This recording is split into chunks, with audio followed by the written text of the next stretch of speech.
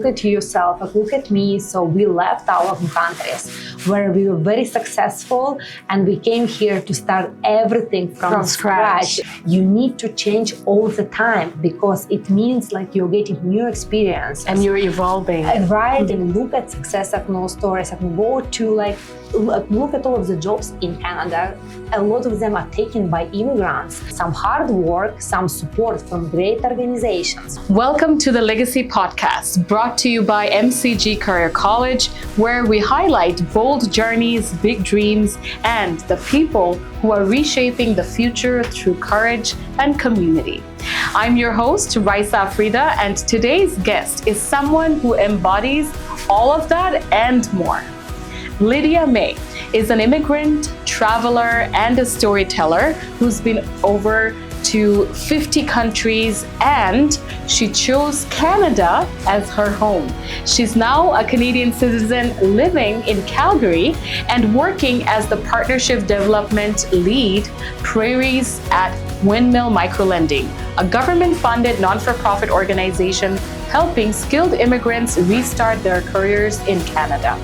She's also the creator of a growing YouTube channel called Ice to Nice, Warming Up to Canada, where she shares honest, practical advices for newcomers. Today, we will talk to her about her journey, how the windmill helps people thrive, and what legacy she wants to leave behind.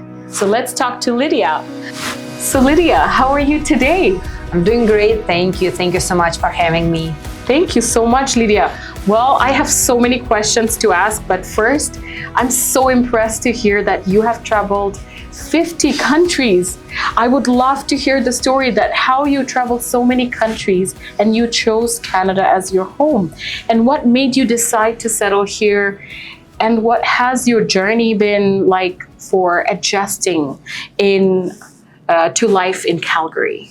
Well, like most of the countries I've traveled to, so I had done those journeys before I moved to Canada, right? Mm-hmm. So, and originally I'm from Russia. So first of all, it was easier to travel from Russia. It's probably, like you can guess, Russia is closer to Europe and to Asia as well. So, and I was young and I just wanted to explore different cultures. So I've done a lot of like backpacking, right? So I used to stay at some hostels. Like I did some couch surfing, crazy experience. Like maybe I'll tell you later. Wow. But yes, and then and actually before I moved to Canada, I was in Canada, but I was just as a tourist, I traveled to Montreal and Toronto. And then I didn't know that one day actually I would move to Calgary and I would be an international student here. But then one day I just was kind of bored, I guess, at my city, St. Petersburg in Russia. And I was like, I highly recommend to visit if you ever have a chance. So, and I was like, I need to try something new. What should I do? And then I was like, okay, I've traveled to so many countries, but I've never tried to be a student somewhere, right? So like to go to an international school and get some experience like abroad. So, and I started looking at different countries, but I was like, okay, like of course I wanted to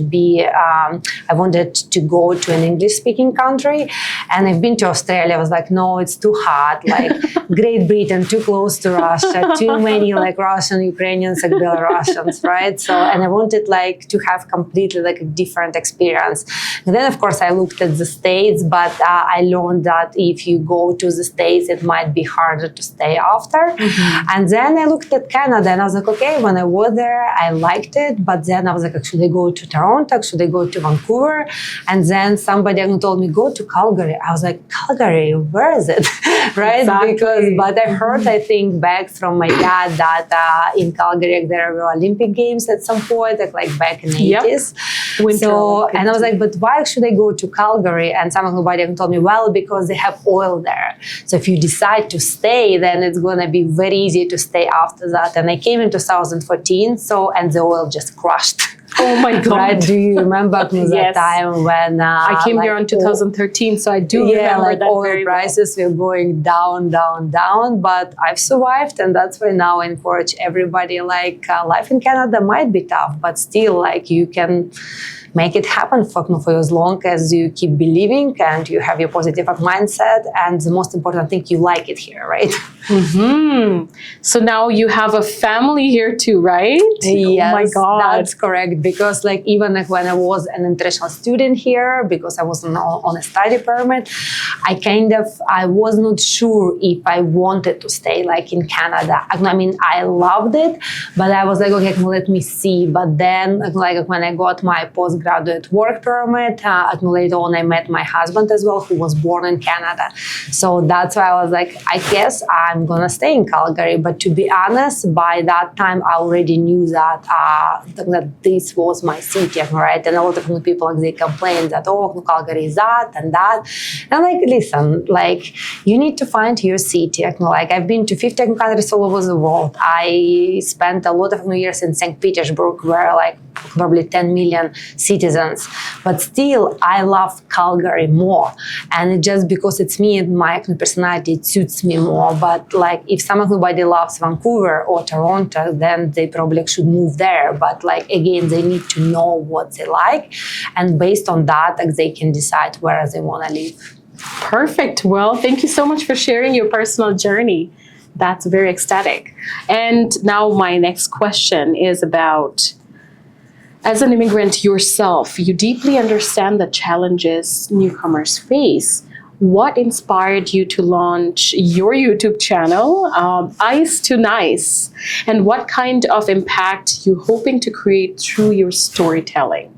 Well, the story behind that is a very interesting one. So as you know, I work for a government-funded charity, Windmill Microlending. Mm-hmm. And I don't work directly with immigrants, but sometimes I go to some job fairs or career fairs. It's where you and I Exactly, met. that's where we met, yeah. Yes. And then, of course, as you know, a lot of people are coming to those, and most of them, they're immigrants, right? So, and when I would be there with representing my company I work for, a lot of people still, when they hear about the company, they want to know, they see that I'm an immigrant. And usually, despite that fact that I'm from Russia, I'm very friendly and I smile a lot, right? So, because it's not the thing usually, but they're okay, but I know everything about your company, but what about, can you provide me with a loan for a car? And when I tell, no, we cannot provide you with a loan to buy a car, then they would be like, but how to buy a car in Canada? Or can you help me with my resume? Can you help me with my LinkedIn profile? Or do you know how I can find a job? And then, of course, because I love helping people, because I remember myself being in the same situation. So I would share a lot of information. Plus, as you know, same as you, I'm very well connected with a lot of settlement agencies. So I would be like, okay, go there. I can go there. Have you talked to CVAC? Have you talked to CCIS?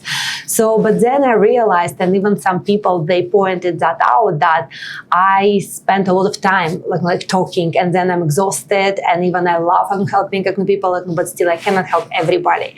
So somebody said maybe you should start a YouTube channel or some platform where you will be sharing your experience, but not in a very nice Canadian way, but in some way that experience which you understand how things actually work here, and you're going to be direct. For example, sometimes when I present at some career fairs, I say I understand that you're coming from a country where small talk is not common, but here you have to learn. And then people tell me, but I don't like it, and I'm I don't care that you don't like it, right? So that's so true. I'm I don't like it either, but that's the thing. I always say, you need to know how to play the game. You need to know the rules, and when you know the rules and you follow the rules, it's when actually some things might happen, right? Because, and it's not you're changing yourself. It's basically you are still yourself, but you learn some new rules, just some polite things, right? So, and I even sometimes joke that people say, well, in Russia we don't have a small talk. And the other day I was thinking about that, and myself I was thinking that we don't have a small talk. But then I recall that every time when I wanted to speed up some things, right, or or to get some kind of better treatment, I would appear with a box of chocolate, right? So yes, it's not a talk, but it's something to just to make things faster, and just like have this. It's a nice gesture. It's a nice gesture, yeah. right? So, and that's the thing here is the same. So, a small talk, it doesn't have to be about like weather all the time. It can be just a simple, hey, how your day is going, and that's it. It's pretty simple. So, and that's why basically in a funny way. So, my current full-time job actually brought me to this channel, right? So I started it just recently, but it's growing steady. As you know, like CTV News, they picked the story as well. So like I just that's amazing because from podcast to TV. Yeah, I know, and I see like a lot of feedback as well that people they connect with me on LinkedIn, they subscribe to my channel, and then they invite me for a coffee chat or something like that. And I'm trying to help everybody, but unfortunately, not every time I can do that. But that's why I always encourage people, just send me your questions and then I'll make a video on that. And then I can help even more people. That's so kind of you. I have been a big fan of your YouTube channel and I was so lucky to be there too. And I've always noticed that you like to educate other people, whether it's international students or newcomers or even adult learners who want to go back to school, find a new career. There's always a possibility. And through your work also, your full-time work that you do, you're also helping other people with those kind of things. I do remember when you talked about small talks. When I was new in Canada and it was my first day at University of Calgary, when I walked in there, I could see that a lot of people, I did not know anyone, right? But people would just say, hi, how are you? Yeah. I was like, this person doesn't know me. Why are they saying hi to me? And it was so new because I had no clue that Canadians are so polite. And even they would ask you, how is your day going? Even if the person is super unknown and you get to know the person. So I felt very welcome here when I came here. However, I know that there are some misconceptions about Canada. That brings me to my next question. You have said that in Canada, nothing is impossible and it's just different. So what are some of the biggest misconceptions immigrants have that you see a lot of questions coming into you? And what would you suggest them that how can they overcome those misconceptions? So it's a great question actually, because especially these days, right, on the news, we hear a lot that immigrants are leaving Canada. You see a lot of stories, but my only advice to especially those who are new to Canada or who are thinking like to leave Canada, don't stick with negative stories. And I'm sorry that those stories are happening, but like there are a lot of positive stories as well. And the main mistake I think each immigrant, like almost each immigrant makes, it's when they think that Canada is the same country as their home country. And I always tell Canada will never be the same country as your home country. And as sooner you understand it, the better for you. Because like sometimes, and I see it in my community as well, people are coming here from post-USSR countries and they're like, oh, everything works different here. I don't like that. I don't like that. And I always tell, listen, Canada never had like any communistic regime. So, yeah. And that's why it explains why things are different here. Because like, if you look at, for example, at China, at Vietnam, or like at Russia, like we all have some similarities, a lot of them, because again, it's because of our past. So Canada had a different past. So of course, it won't be here like in your home country, right? So that's the first thing. Then the second thing, when people think that they have high expectations. And I always tell you, expectations, they are your worst enemies. Because it's not so bad to have high expectations, but when you're moving to a new country, and it doesn't matter if you're moving to Canada, to Russia, to Bangladesh, right? If you have high expectations, so of course, you might not see the same results you were hoping to see, right? Because again, you are new to Canada, like people don't know you. Right? So how they can verify that you're a good person, how they can verify your work experience, how they can verify that you were a doctor back in Nigeria. So you have to go through a process. But this is not bad. it's just different. So every country has its own processes, right? And I'm pretty sure if somebody was born in Canada and then one day they wanted to move to India, then they would come to India and they would be like the same. I don't like it here. Everything works different. Yeah, I have to do this, I have to do that.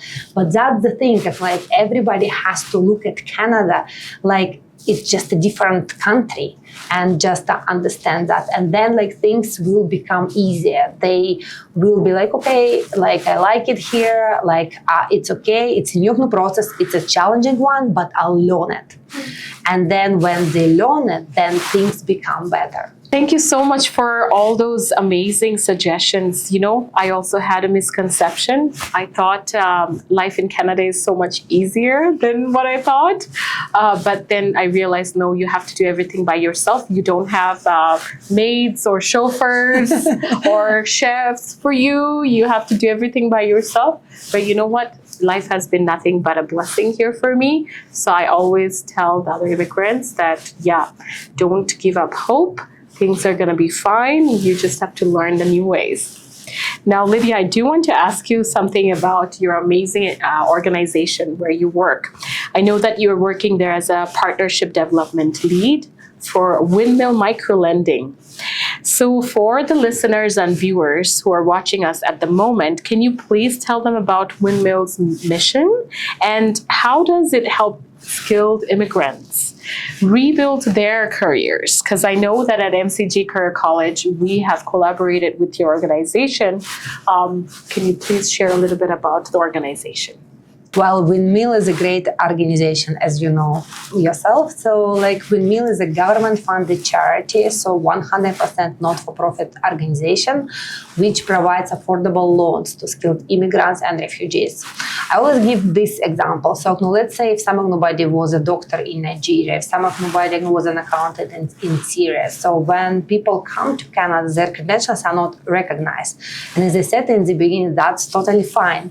Like again, nobody knows you here. So like employers, they need to check, like they need to know that you actually were a doctor in Nigeria or you were an accountant in Syria. So there are a lot of processes for regulated professions, but also there are some processes for those who doesn't want to work in a regulated profession.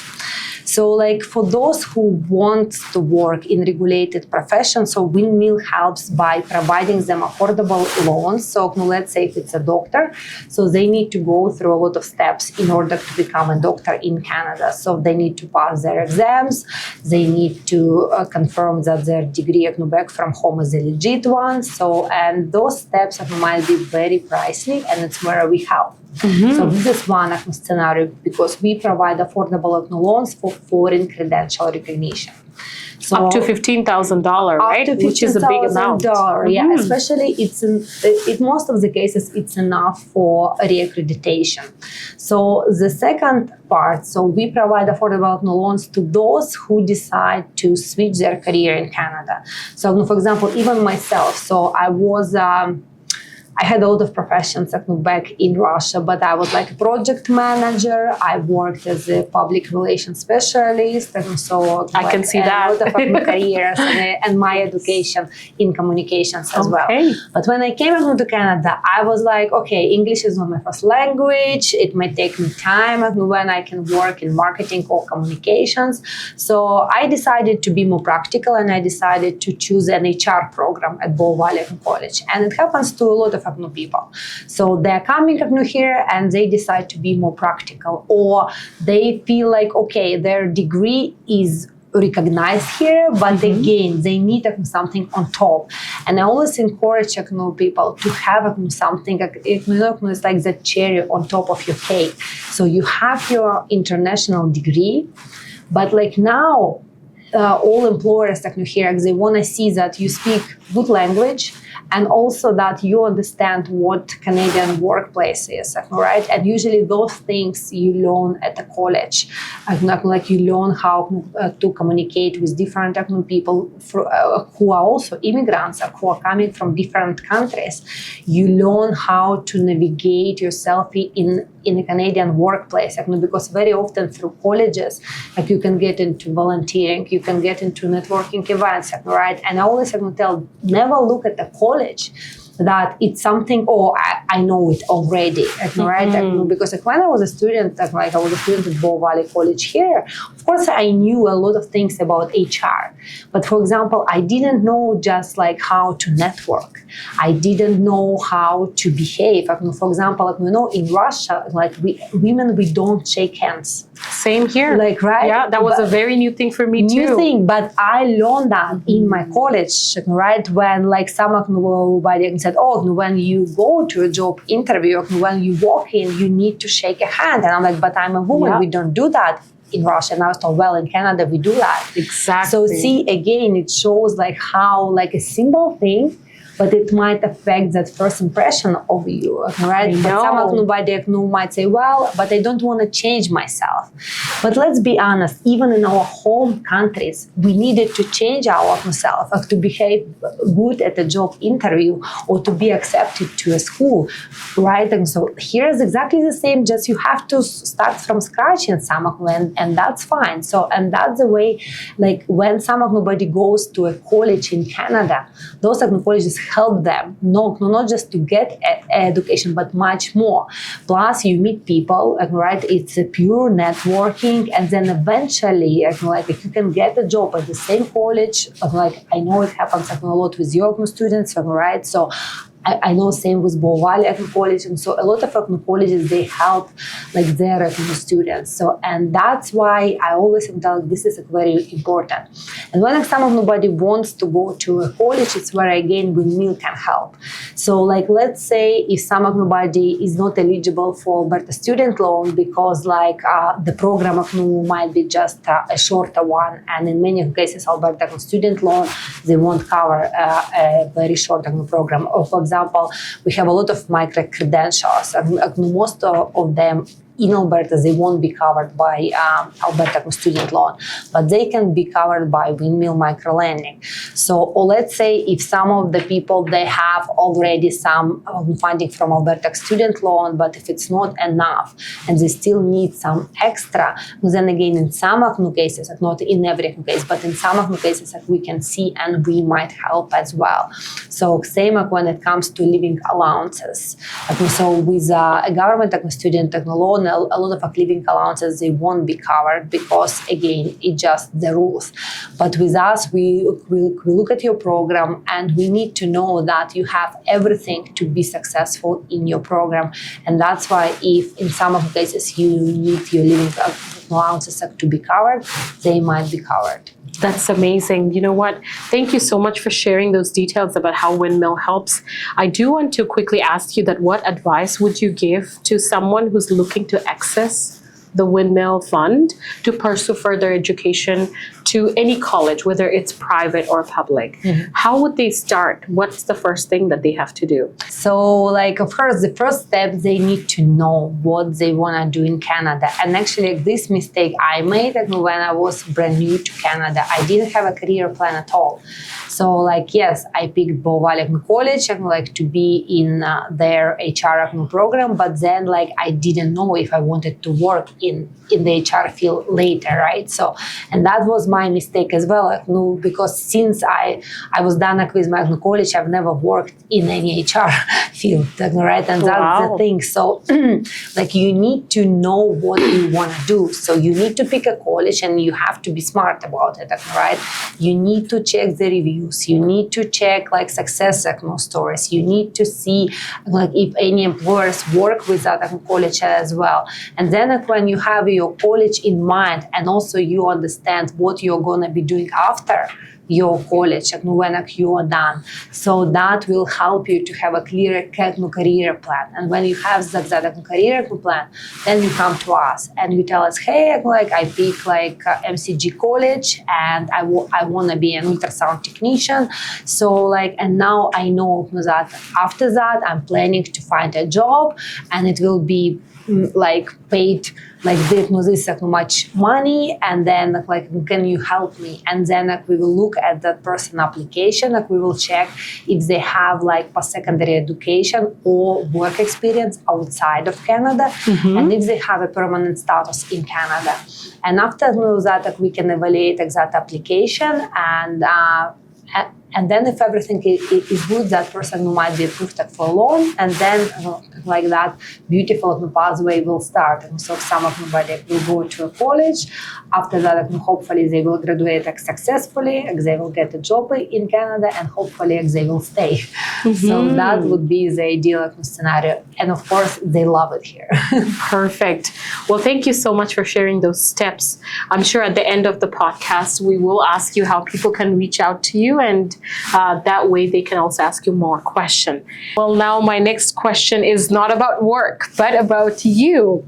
You have seen life through many lenses, Lidia, as a traveler, as an immigrant, as a mom, as a non-for-profit leader, and now as a digital storyteller.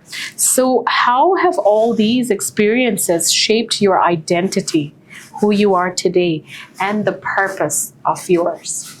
Oh my God, this is a great question and a long one. Right? Very philosophical one. and I have a lot to say, but I'll try to give you a shorter answer. So of course, all of my trips, right, they did shape me. For example, when I was born in Russia, so I was listening to my parents, I was listening to my government, right? So I have, in some way, I always say I was in some kind of bubble, right? So you have the same friends who speak the same language, you eat the same food, you go to the same events all the time. But when you start traveling, it's when you see that, okay, things might be different, right? And suddenly you see, you look at yourself outside of that box. And I always give this example. For example, when I moved to Canada, and I started my college here, so I went to my first lesson. It was a class room, and then I walked in same as you, and first tell everybody hey, how are you? And then the class started, and suddenly the teacher is presenting, and a lot of people they're drinking coffee or green tea, they're eating sandwiches. And then I looked around and I was I cannot do that. Never happens in our happened, schools, right? In my childhood. And then suddenly somebody interrupts a teacher without just asking for permission, right? So they challenge their teacher. And I was wow, this is so different. And that was that example for me. I was this is that chance when I can look at myself outside of that box and I can see what my country gave to me, what my parents gave to me. So these things I can keep because I love them. But those things, I don't think they were the right things because now I saw a better way.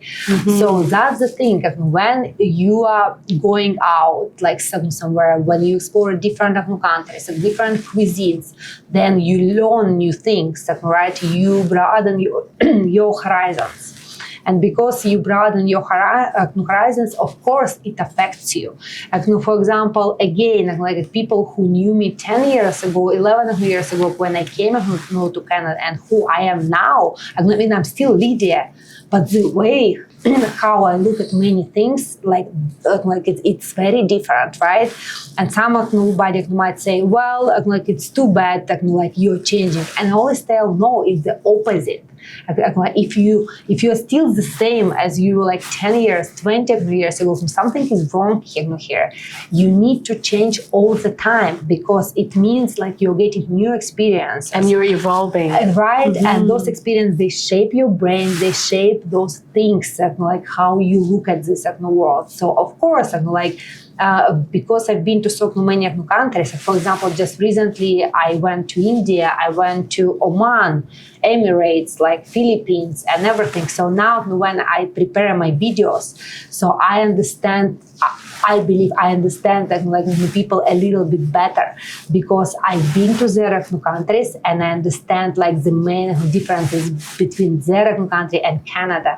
And then I can kind of create a video and all that and help them even better because I'm like, hey, I've been to your country, I understand what you are struggling with now, right? And for example, like people who are coming from the Middle East, it's not at every place that you can find like halal food, right? So and that kind of thing, and I can advise and I can be, well, if you want to be closer to the halal food, move to this area, right? And don't stay in Cougar Ridge, right? You are absolutely correct. Things like that. And basically, so I guess like that started back then when I already was traveling and my travels brought me to Canada.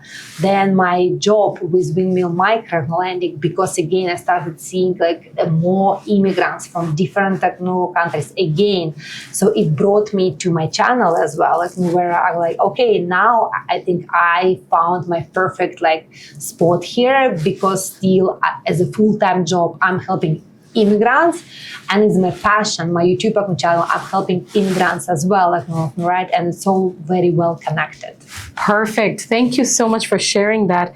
And now, Lidia, comes my last question. I wish we could talk longer, but I'm sure we will be collaborating more. But my question is about your legacy, because this is called the Legacy Podcast. I would love to know what's the legacy that you want to leave behind personally and professionally, whether it's for your daughter, whether it's for the next new generation of immigrants coming in, or the people who have been here already. Oh my God, you have so many great questions. And yes, we do need more time. But if I'm trying to be, again, more concise.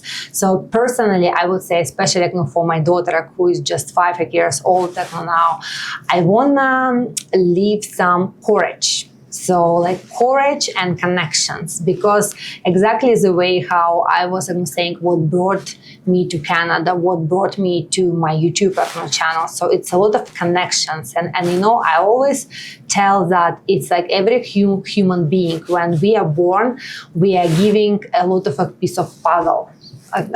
Like, and in our way, it's our kind of like we have to pick the right ones, or try at least, because then you're picking one, you're picking another one, and then in the end you put everything together and it's a beautiful picture, right? But you cannot do that without courage, because like look at yourself, look at me. So we left our countries where we were very successful, and we came here to start everything from scratch, yes. Right? And we were not very young, so but still we decided, let's see what is going to happen, right? So those pieces of puzzles, they were on our roads, but then we picked the right ones, I guess, and now like we are building something here. And same like when we talk about connections. So connections, those are everything, right? Even look at us. So we met like 3 years ago at a random job fair, and now like we are collaborating again, right? And not the first time, right? So just because, and it's not like we were chatting every day for the last 3 years. It just like, okay, hey, like it can work at this way, right? That's true. And this is like on some personal level. Just recently, my daughter, she told me, she said, Mama, when I grow up, I want to be the same as you. And I was like, what do you mean? She said, I want to be so important. I was like, why do you think I'm so important? So and she said, well, you have your job, you go to a lot of events, and now you have your eyes to nice. So like she doesn't understand exactly what eyes to nice, and she doesn't understand exactly what windmill events are about. But she feels like Mama is busy and people are listening to her, and that's why so I guess like, she thinks that I'm a very important person. But on a professional level, of course, it doesn't matter like if I talk about my channel, if I talk about Windmill Microlending, I hope to leave something behind which helps. So like if it's a piece of advice and it helps like, people, it shapes like, their lives in Canada. So I'm happy about that. And like I have a lot of testimonies like, where people like, say thank you so much for encouraging, like, thank you so much for inspiration, or thank you so much for being honest, because it seems like people are not very honest in Canada. They smile at you, but they don't tell you the real truth. And I tell, but that's why you need to find people who are still like, they smile at you, but they tell you like, you have to learn how to do small talk. I don't care. So with a smile, right? Yeah. So things like that. And same through Windmill Microlending. I partner with great organizations across Canada, same as your college, right? And then like I see those success stories. I see immigrants who are coming to Canada, and instead of like sticking with negative stories that my diploma, my degree is not recognized here, they look at success stories and they see like when they go to every walk-in clinic, like every doctor is an immigrant there.